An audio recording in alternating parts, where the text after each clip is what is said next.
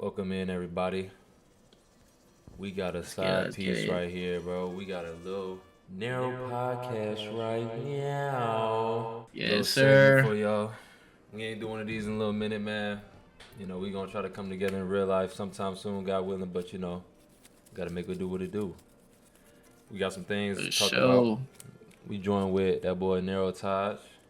Yo. We got NERO Sin in the building. Yo. And your boy NERO Duh. So we got a few things we're gonna talk about. Hopefully it's gonna be a good one. And we're gonna get right into it. First topic that was on my mind specifically was definitely this Kendrick Lamar Super Bowl performance. I actually did not watch it. I didn't watch the game. I didn't care to watch it because I wanted the Ravens to go to the Super Bowl. So I said, screw the Super Bowl, okay? It's fake anyway. So hot.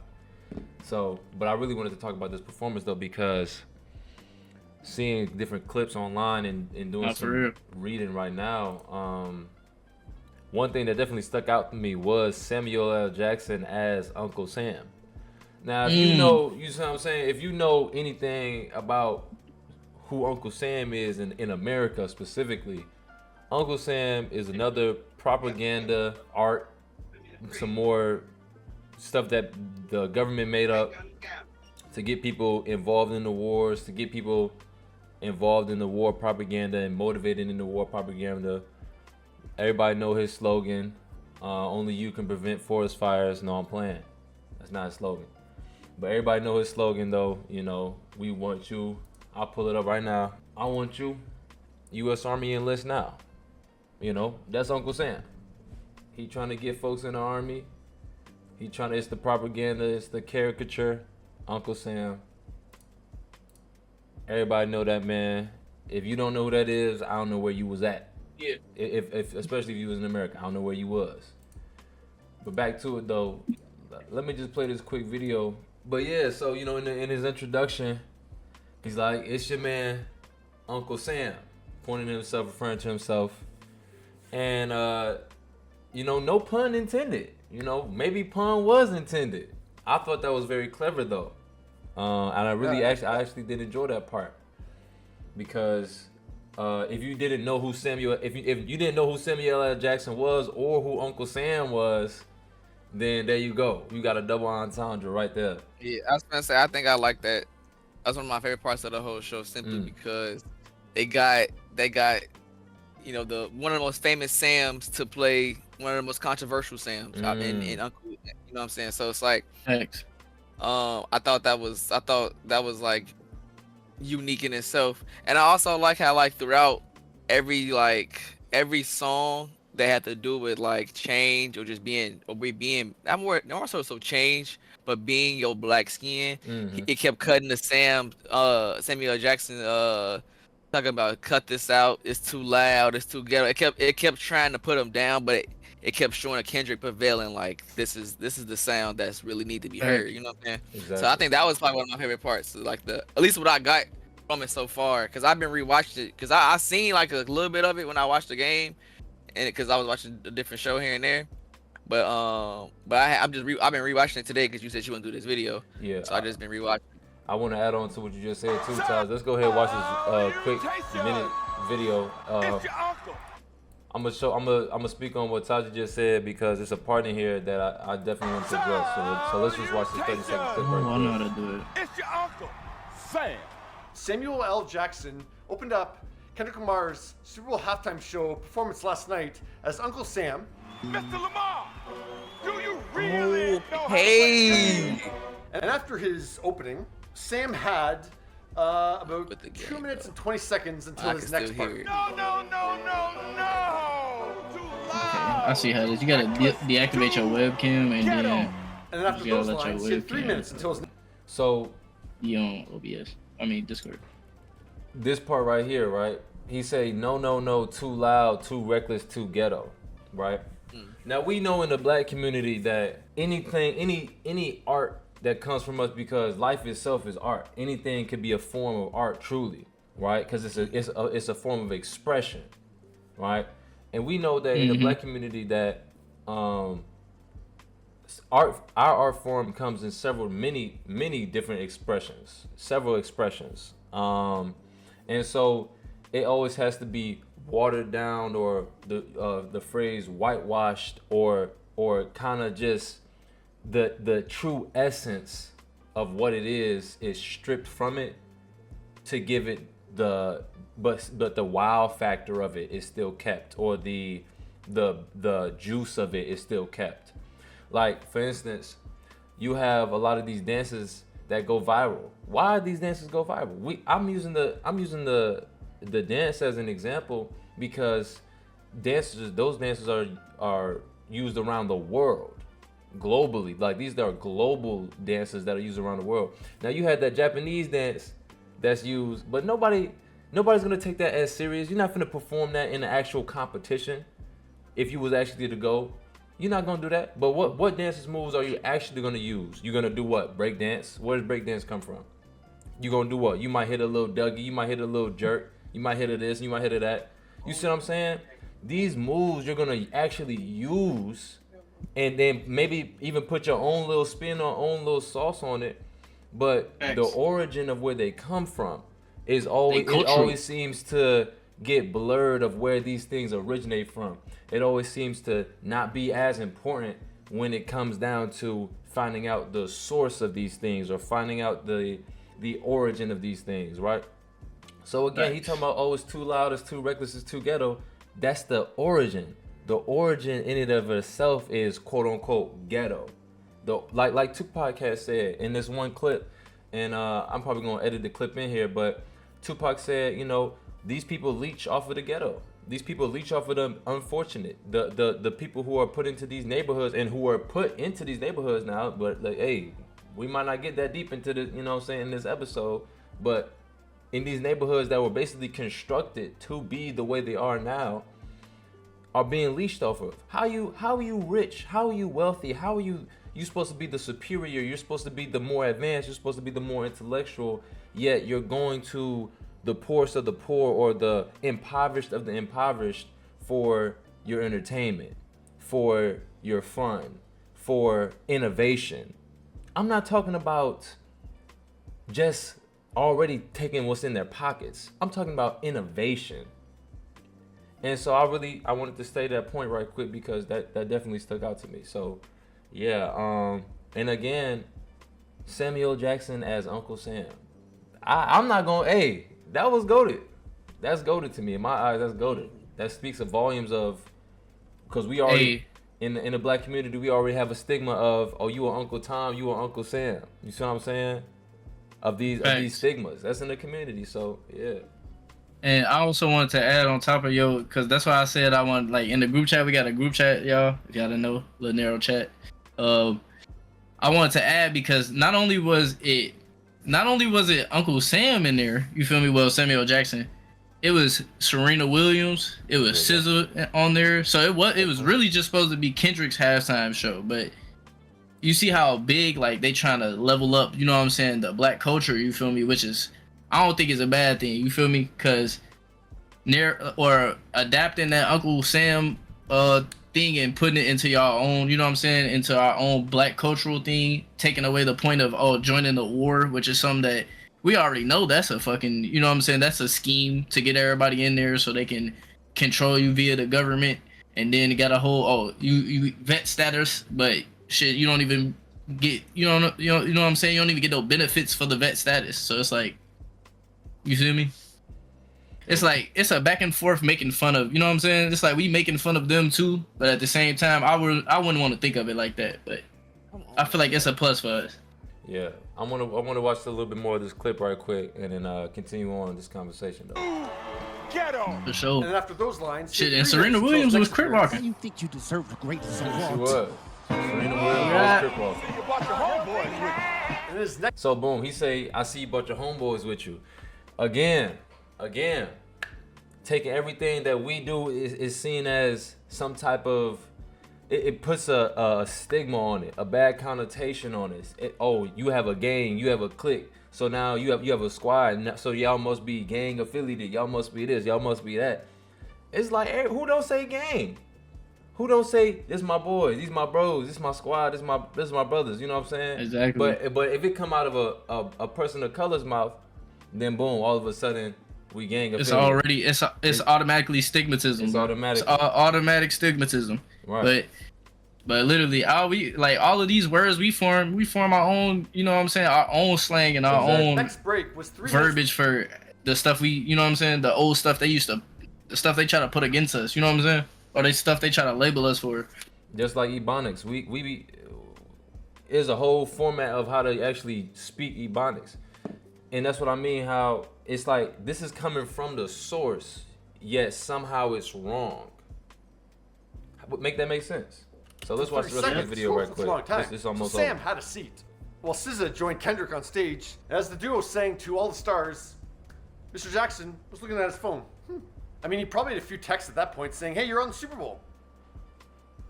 But then he put his phone away, and yeah, he was right in place for his final lines of the show. Yeah, that's what I'm talking about. That's what America wants. I mean, we know So this video, mind you, this dude is complaining about Samuel Jackson being on his phone, I guess, while the performance was going on, as when he was taking a break. I don't know why he made a whole video about it. Again. But they wanna make content on something they can like try to like decredit the black people for it. Like exactly.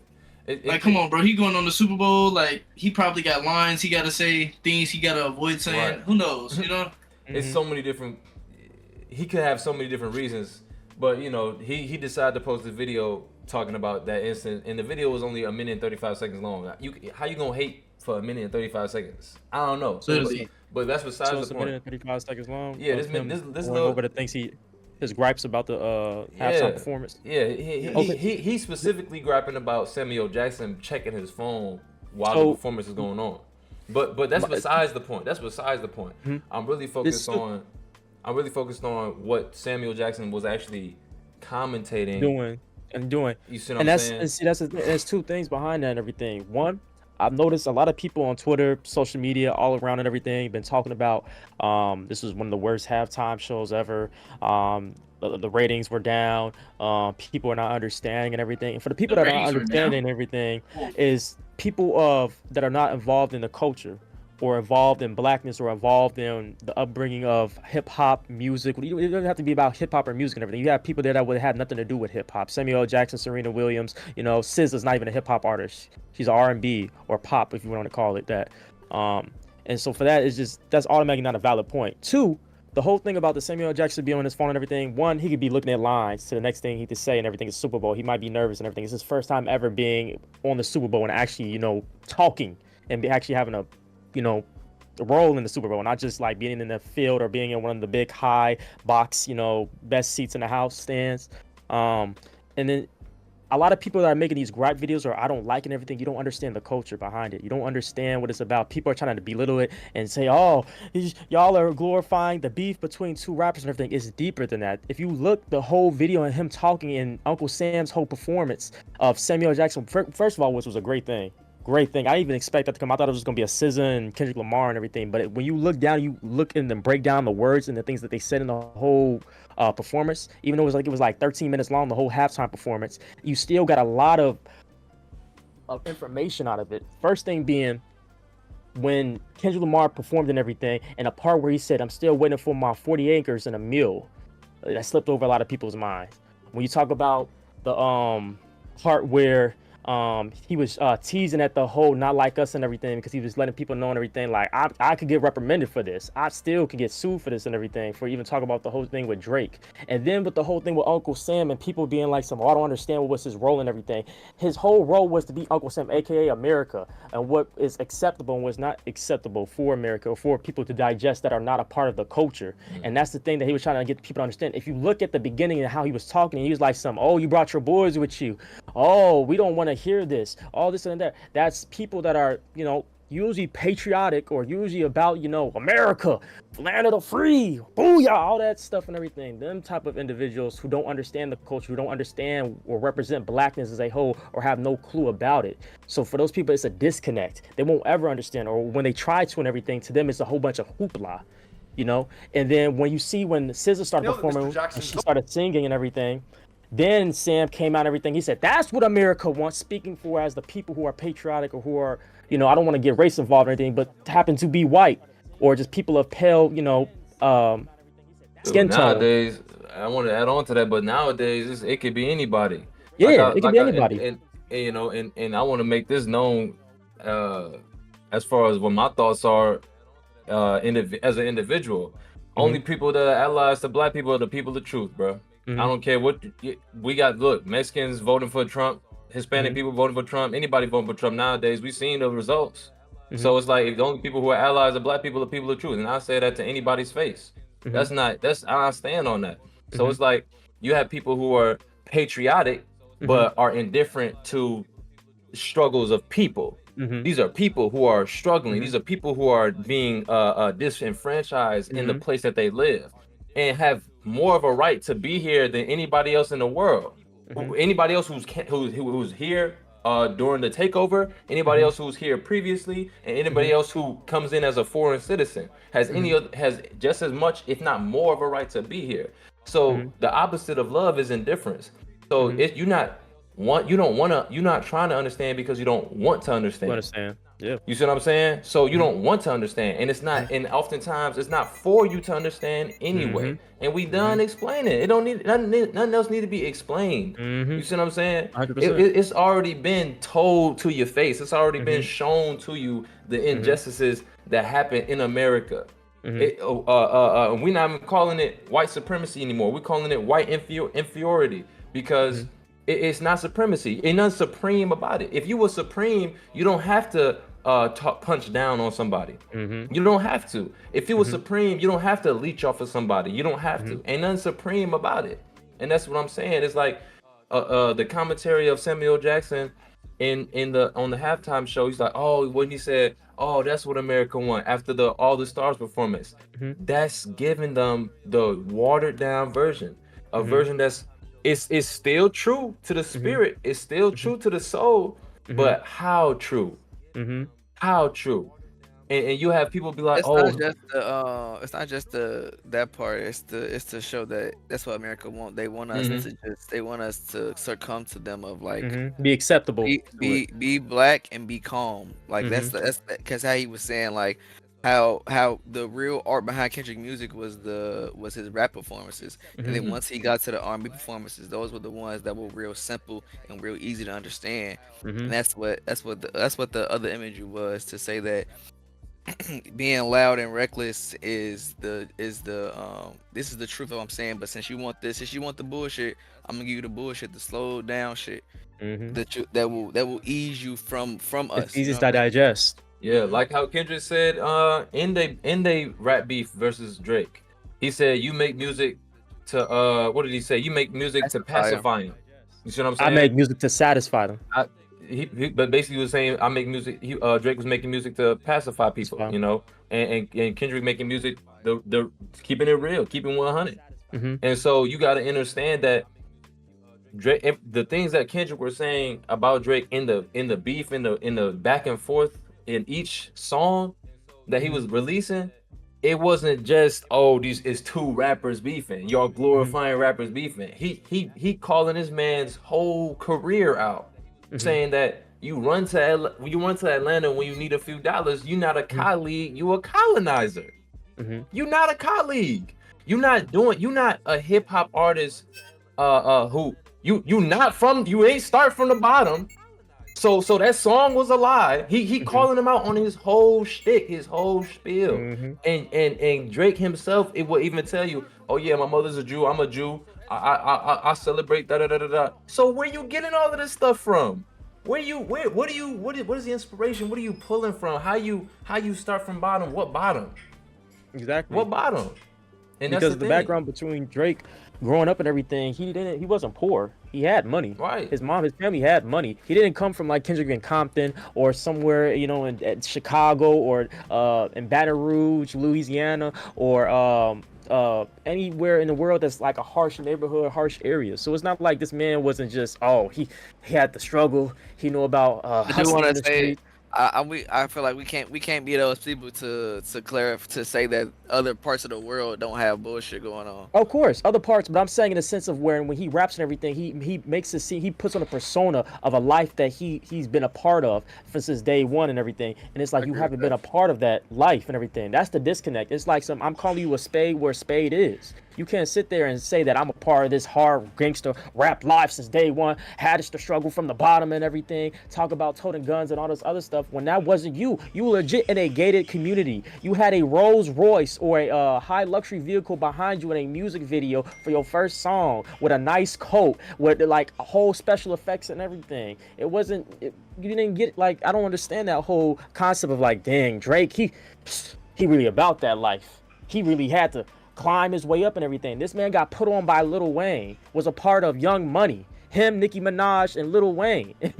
Like this man was Silver Spoon. He had a easy access to get into the industry, and then on top of that, from the ghostwriters and everything, half his music is not even half his music. That's true. And then at the end of the day, when it come to Drake, bro, when it's that, like, people don't even look at that, like, because people don't even live their own real lives. Like, they just idolize these niggas because these the people they want to be in the future. You feel me? Or these the people they praise because of the shit the content they made. You know what I'm saying? So they look at Drake, it's like, oh, he the biggest rapper, so obviously I'm gonna side with the biggest rapper who makes all the music that I love. You like this turn music, you like you like the Sexy Red music, Sexy Red collabs, the music with Lil Baby, all this other like mainstream like shit. You know what I'm saying?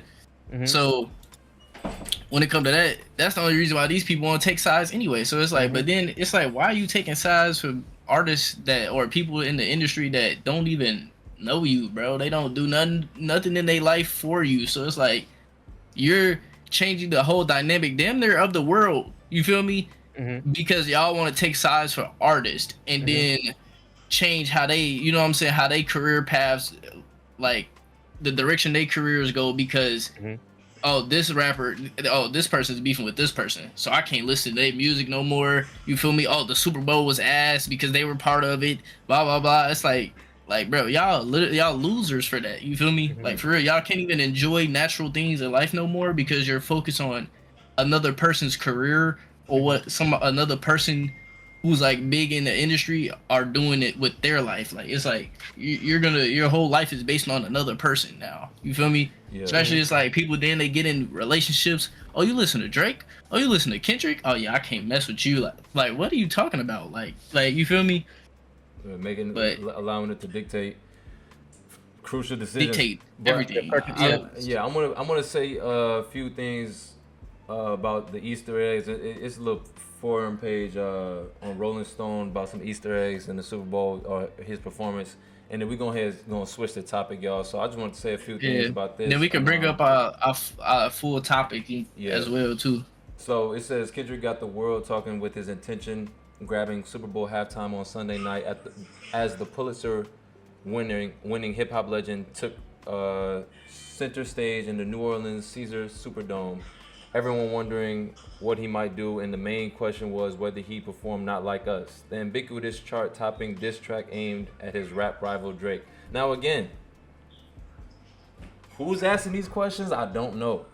Maybe the world is asking these questions. I did not watch it. I don't know who's asking these questions. I'm glad he did perform it though, because he had the whole crowd talking about A minor. But that was a question because everybody they noticed that the lawsuit was out, so it's like he can't play the song no more. But then that was like, even my brother, like I was at the I was watching the Super Bowl at my brother's house, and we was sitting at the halftime show. We was like, well, I wonder if he was gonna play. I wonder if he gonna play it. You know what I'm saying? I wonder if he's gonna play it. But he was constantly like playing the snippet of it, teasing it. So I'm like, there's no way. You know, I'm like, there's no way.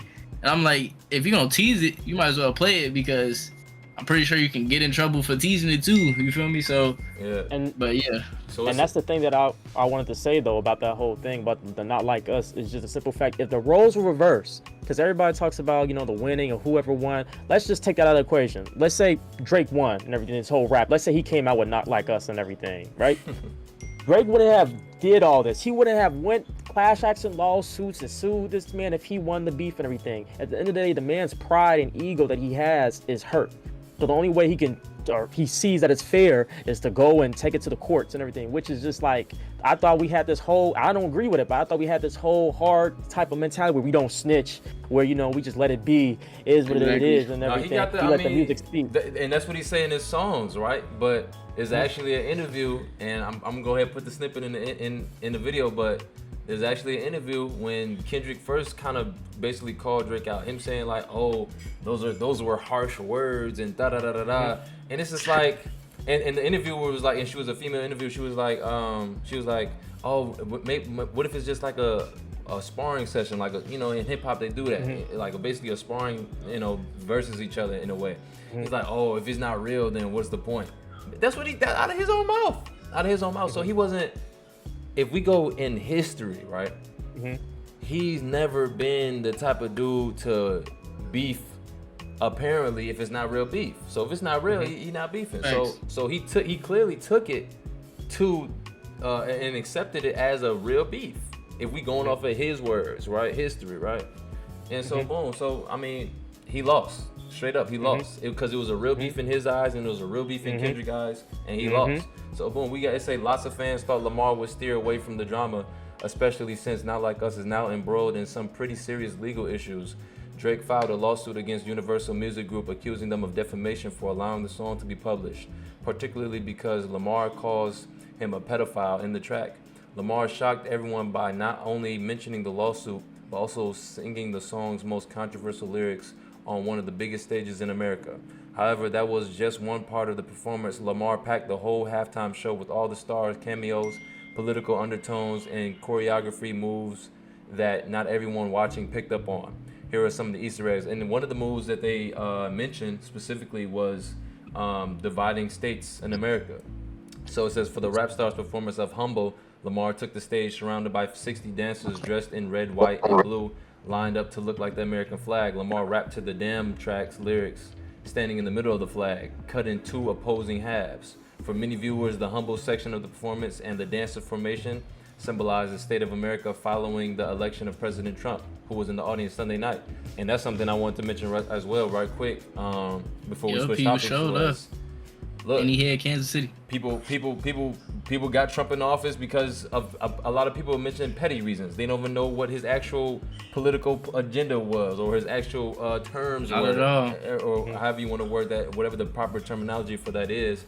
But for petty reasons. And one reason I like to say, and I believe truly, is so you can enact your racism that you've been closeting it, your closeted racism, so you can feel more comfortable enacting that, because now you have a racist president, and you know you have a racist president, which makes you in turn secure in your own racism for whatever reason, and enables you to act however you want to act, hence the Cincinnati, Ohio incident. Like, I really do this, like, as far as writing goes, and it would have to be warranted, because it would be scathing. The bars would be scathing. I can't just do it I can't be the first one. I'm always, You wouldn't do it for sport ever? like, just to call someone out. No, like after Kendrick's thing, you wouldn't. I noticed you didn't really get into that too much. So I just, like, I don't know. It just wasn't real to me. It's like, I saw him after that, and it was just like love. So it's like, was that real, or was that just like for the people? You know what I mean? I think it's a sparring kind of sport. Yeah, but at the same time, it's like, then let it be real. Then because those were harsh words, right? So it's like, you can't just say that and then see me and be like, yeah, man, what's up? Pretending like nothing ever happened. Like, that's not real. To me, that's not like the nature of battling. I mean, there's passion behind it. There's anger behind it, and I personally enjoy making like great music and bodies of work over like being the talk of Twitter for like 5 days, over. But you seem just now. And that's not the first or the last or again the incident that I've seen prior. I've seen the incident prior to that. But I'm very glad that the people in Cincinnati, Ohio did what they should have done, and I would recommend any American to do. First of all, and second of all, second of all, look, you gotta just go watch that clip. Oh, what they do? They addressed the whole situation. They wasn't being no hoes. Are you talking about the state? Nah, I'm talking about they went to a neighborhood. The neighborhood people came out their cribs, came out, out of their own volition, out of their own, will. Grab the flag, burn the flag, scare these pussies off, because that's, excuse my language, but that's what they is. You wearing mask, you what you got the mask for? because you a teacher in Cincinnati, Ohio, because you a doctor in Cincinnati, Ohio, because you a lawyer, and these are your real views on the neighborhood, your real views of politics, and so you gotta hide your face because you don't want to get fired from your job. Right. For real. And then the thing is, they'll do all of this instead of trying to help these people. Exactly. Instead of trying to help people. Instead of trying to turn the tides around. You feel me? Doing the whole of the equality shit. Like yeah, bro. Doing the whole Nazi sign and everything, bro. Just like it's crazy. How Elon did. They doing the same exact thing that Elon but did. you can't change people's origins, you know? You come to be more more negative, or like negativity sells, which is, it's always been a thing. That's why I always say no publicity is bad publicity, but it's just so crazy how like people are so okay with being assholes and pieces of shit. We're able to document it at an all-time high. Everybody has a camera. Real. Everybody has a phone. Everybody has some way of capturing the event live. Literally. And they'll take that first step to do that negative stuff to get that push or get some type of, like, you feel me, momentum to go, like, to do something with whatever bogus career they trying to do. You feel me? Especially with content creation. Shit, even our own black folks, like that one dude, this nigga went out here and started spraying Raid and pesticide on fucking fruits or the vegetables and shit in Walmart for fucking, you feel me, for no reason, for videos, you feel me? And this nigga want to build a cult fan base on IG and shit just so he can get and go to jail. You feel me? So it's like a hell of a drug. Hell of a drug, man. Just power is too, man. I'm telling you. And that's exact. Money, and power, respect. And I don't like thoroughly agree with, you feel me? I say our Democratic Party right now, you feel me? But having like our representative being Kamala Harris, But either way, it's like, cause she don't really even know how to represent us or even like definitely articulate the shit we want to say. Like, it's like I've seen them expose that interview with her, and it was somebody else.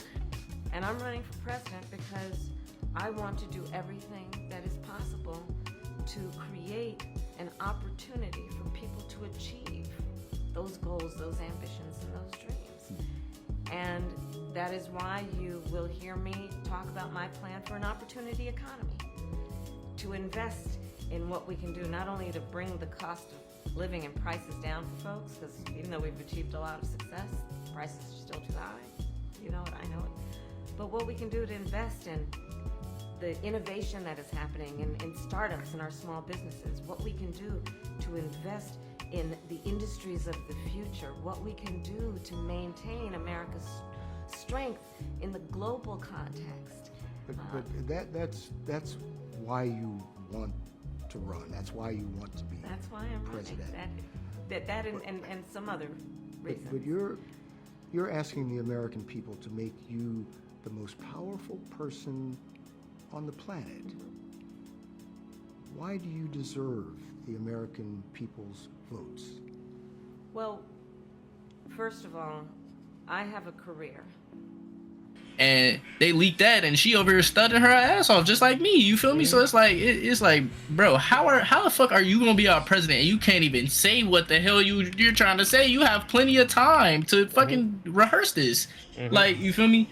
So exactly, and it's like I don't agree with neither of these, you feel me, parties, but at the same time, it's like we gotta be bigger people other than just, okay, I'm gonna side with one or the other.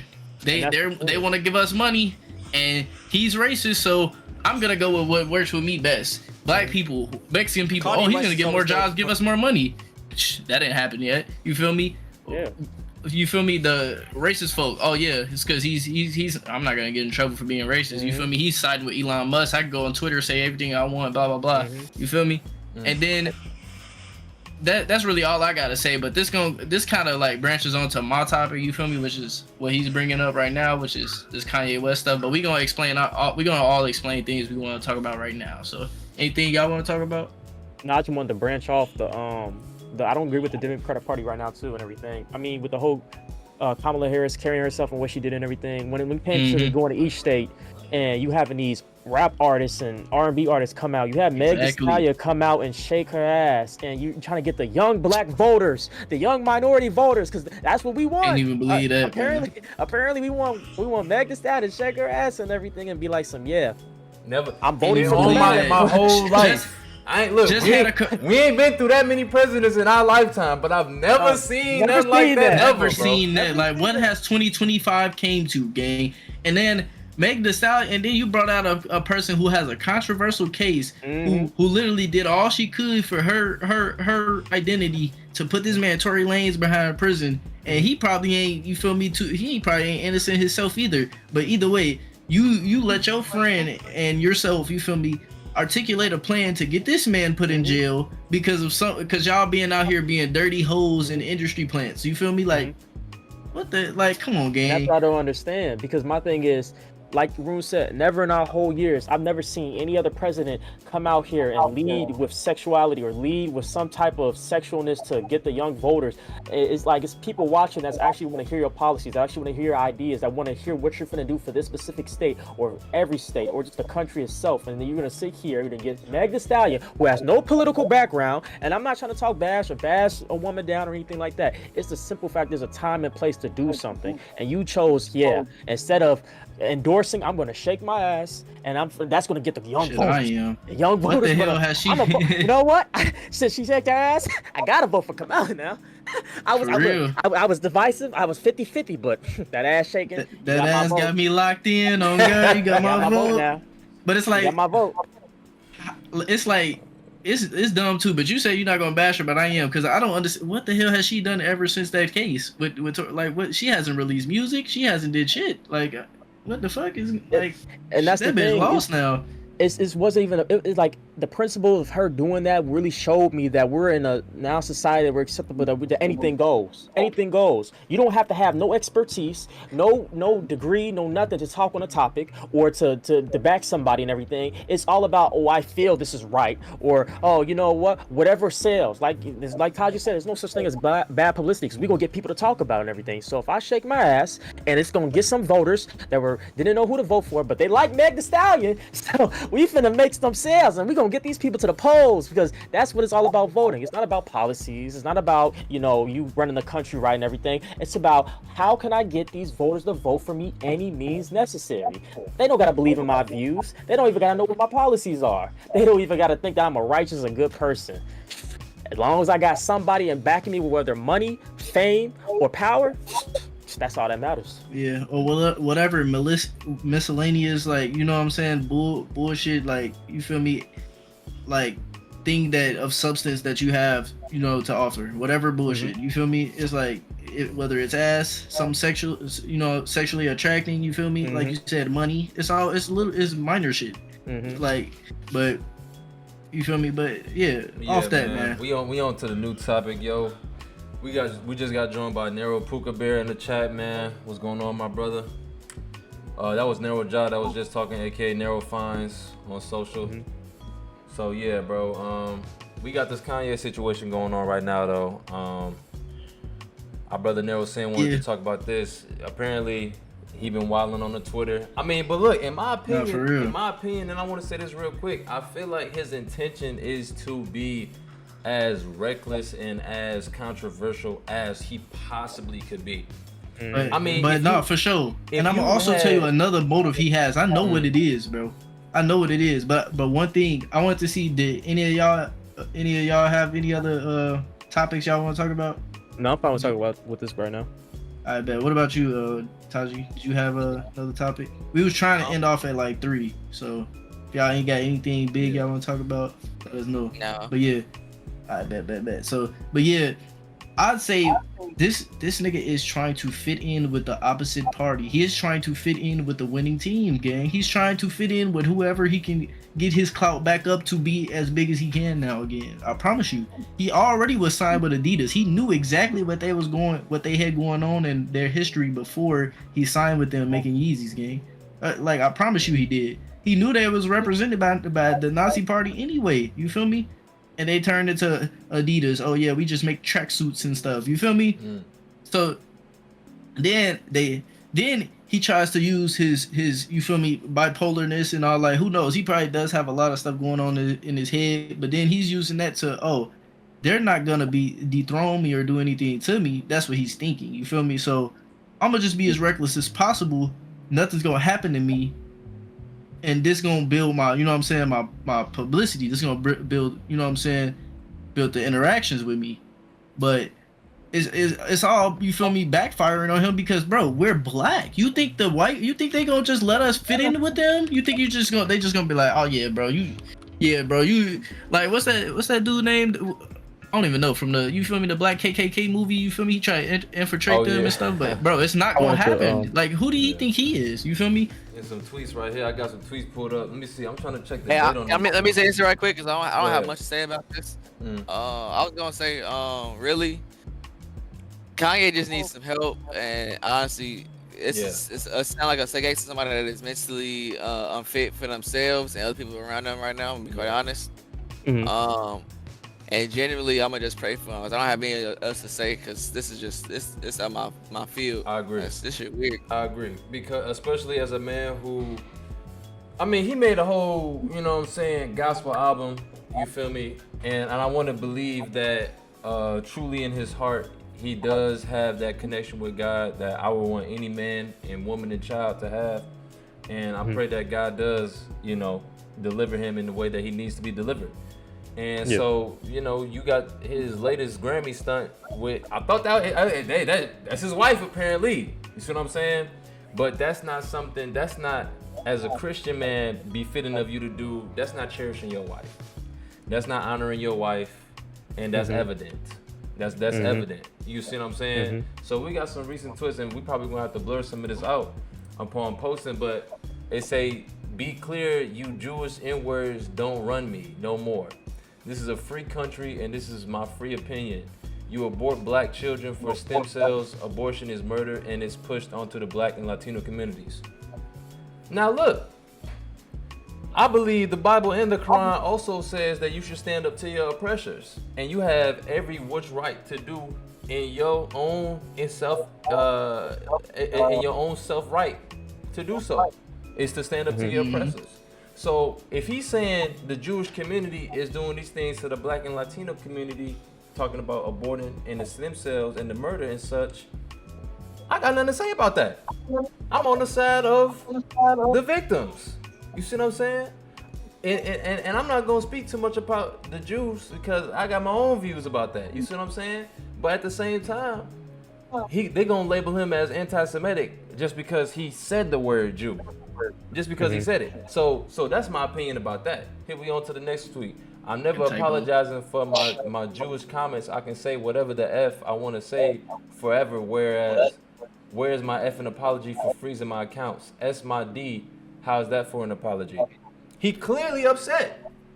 He clearly had millions, if not hundreds of millions of dollars in his possession that he no longer can use. I've seen somebody with thousands, hundreds of thousands of dollars and their account is just frozen. They have to get a broker to brokerage their account in order to access their own money. It's their own money. They can't use it. They made it however they legally, 9 times out of 10, they legally made it some way and they just can't use it.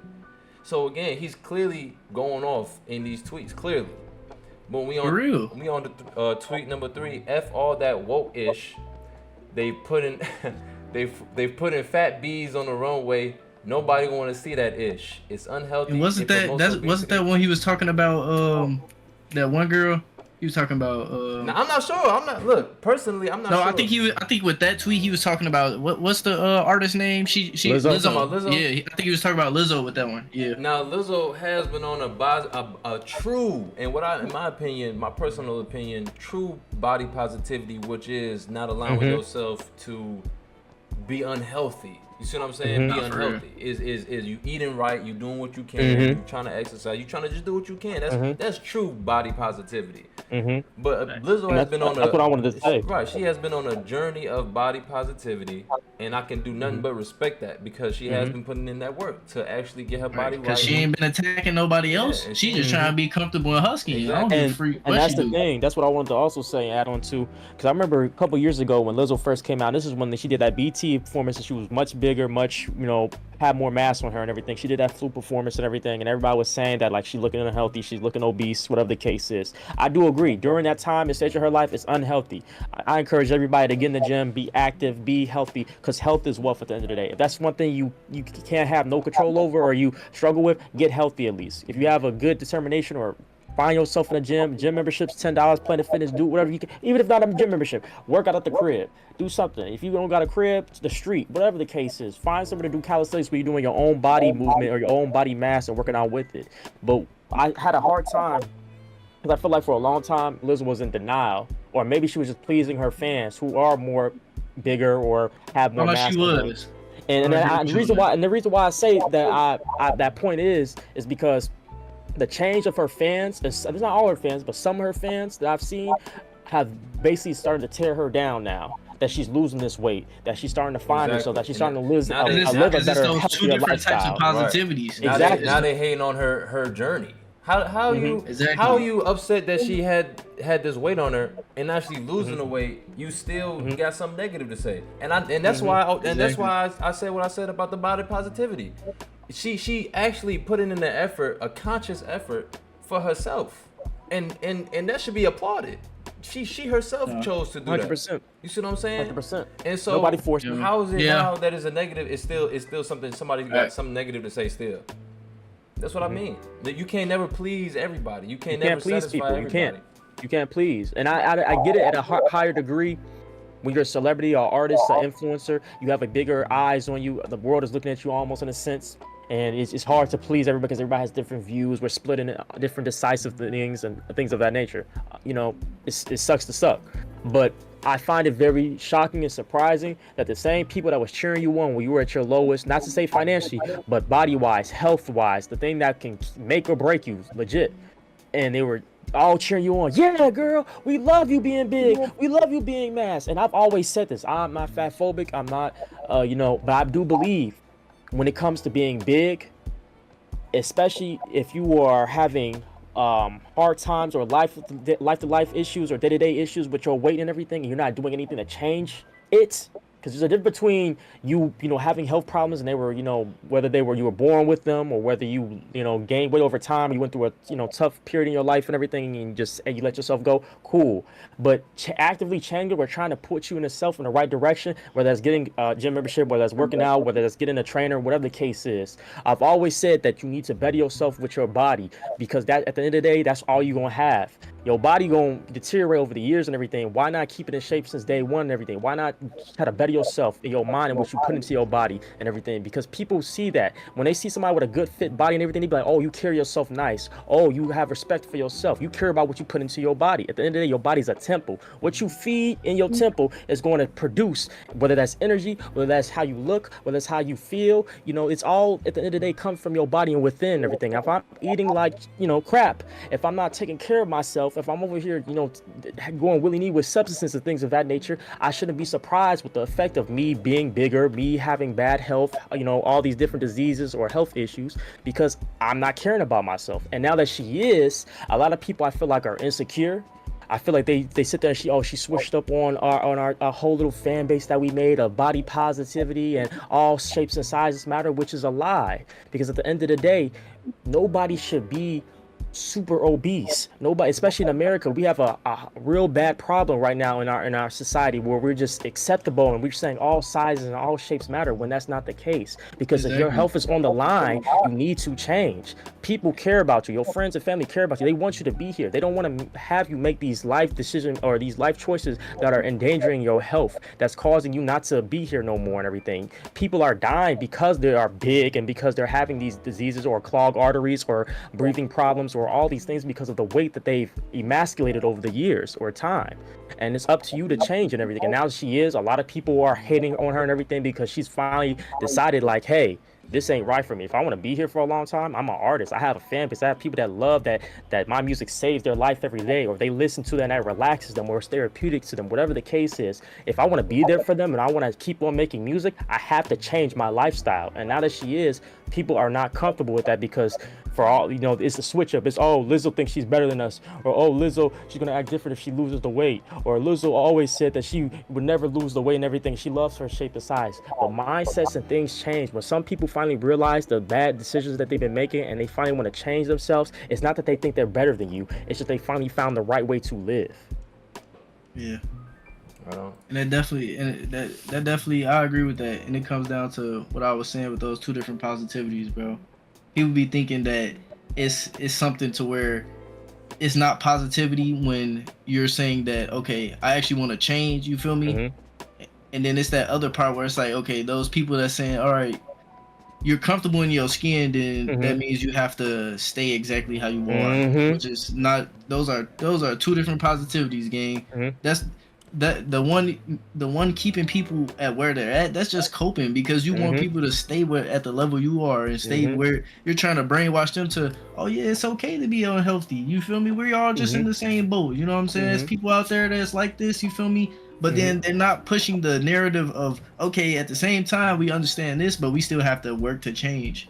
That's still something we have to do, whether it's on your own time or not. That's something we still have to work out, because staying this way forever, it's not going to end well. You feel me? It's not going to end well in the long run. You feel me? You're going to get arthritis. Like, I can name multiple different things, you feel me, health-wise, that people be like, nah, you feel me? But hey, you feel me? That's just up to you to find out, you feel me? And a lot of people end up finding out. I want to add on that, like, this is like a conversation I had earlier with my OG. It was basically saying, like, people always get mad at the things that they are either supposed to hear or they need to hear, and I think I find that like like a gripe I have with human beings, is that like they want the world to be so positive, which I do. I'm in positivity as well. But if things of change need to be required, people have to learn to like hear the things that they need to hear that require that said change. So with people like that, when it comes to people who are unhealthy, it's like we literally have to, like, and I mean this with no offense, but take your fat ass to the damn gym. Like, stop eating so damn much. Like, and there's people out there that encourage that talk. They don't care. It really came from that video of that Lyft, the lady that ordered a Lyft, and she's suing Lyft for that. Yep. I know that. I know about that. Crazy. Like, how are you upset because you are not the size to be in this car? But they gotta understand, this stuff only backfires on them, not a whole world talking about you. They just gonna make fun of you.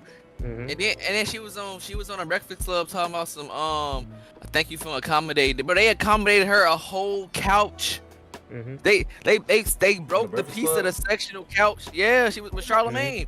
They took a car, they sectional couch to pull her up a seat. Like, we when we have people here, we assume that everybody can fit in these regular ass chairs that we all order for everybody to sit in. You are on accommodation. You are the only motherfucker that had a problem with it. Why? Because of your size, not because this chair is too little to fit.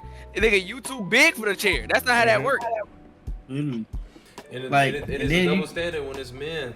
It's a double standard when it's men who are that size too. It'd be a double standard.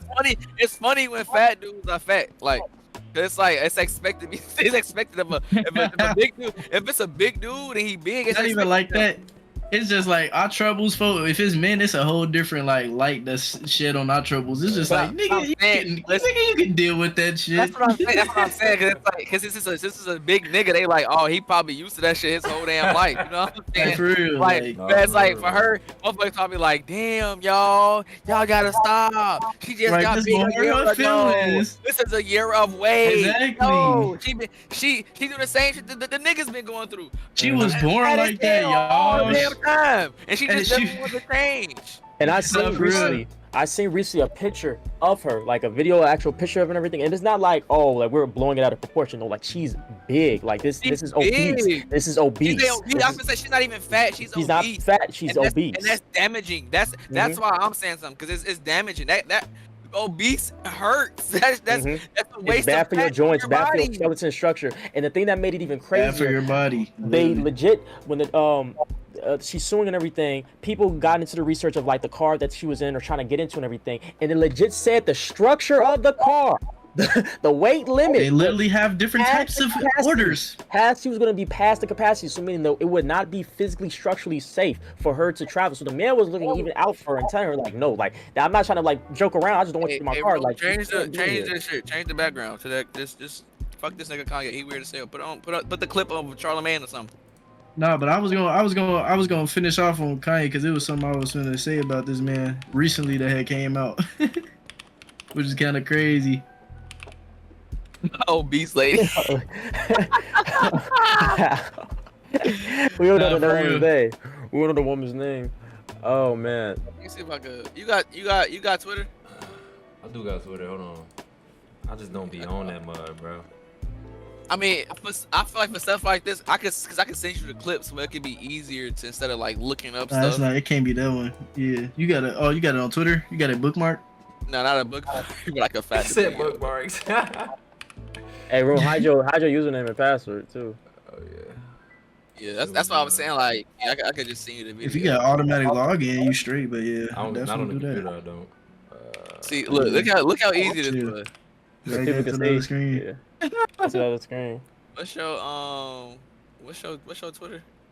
I think Rooney No, but Rooney underscore duh. We created him a Twitter on the fly, y'all. no, I just end off what I was gonna say on Kanye. It wasn't even nothing too crazy. It was just his recent tweets, bro. This man literally, this man begged and waited for Elon to unban his freaking X account just so he can get back on here and then be like, I'm a Nazi. He said something else, and then he was like, I'm gonna show y'all this clip right quick. It's on my screen. If y'all can see it right quick. he talking about some free Diddy. Oh yeah, he was like free Diddy. Oh wait, let's play. Wait for it to play and everything. So we you gotta look at it and put it on the screen. Yeah, You see it on the screen? stream? The stream see it? Yeah. Yeah, we can see it. Okay.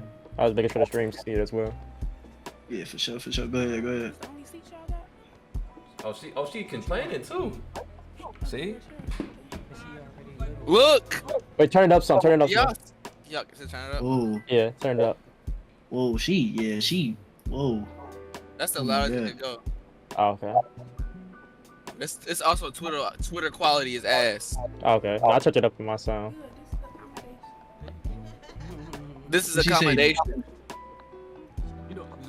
She said that as like, is that shade for Lyft? Like, what they supposed to be mad? Bro, I'm not gonna lie. I can't even take her ass serious. Like looking at her, like. And it's not even about the look, bro. And she gonna say, and she just said, we should. We not all the same. I feel like we should. Like, why?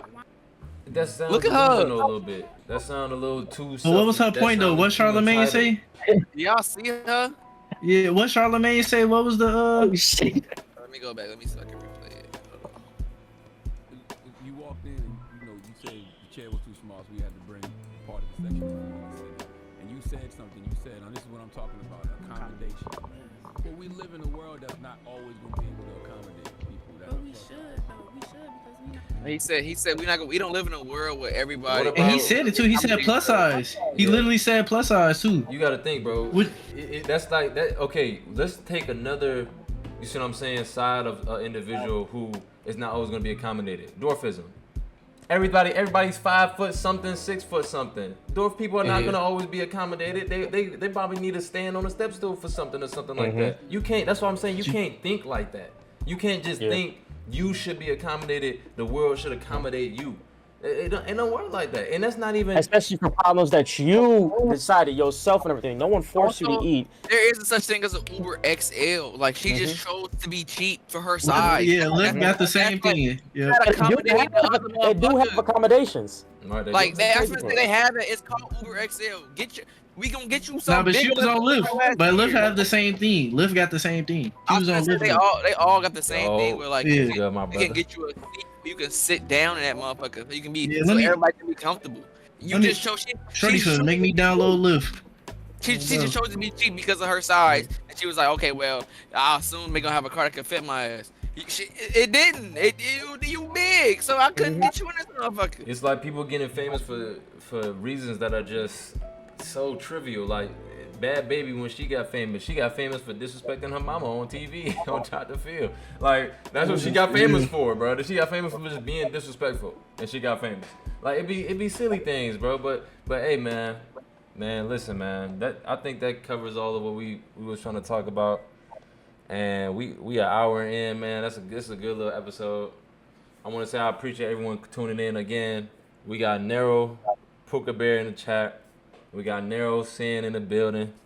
NERO Josh / NERO Fines, you know the vibes. We got a boy NERO Taj, yes, Sirski. I appreciate anyone tuning in, who was able to tune in. And if you're watching this, leave a like, leave a comment, please subscribe. And God willing, we're gonna have more conversations like this, just talking about different things like this, covering different topics. So definitely more on the way.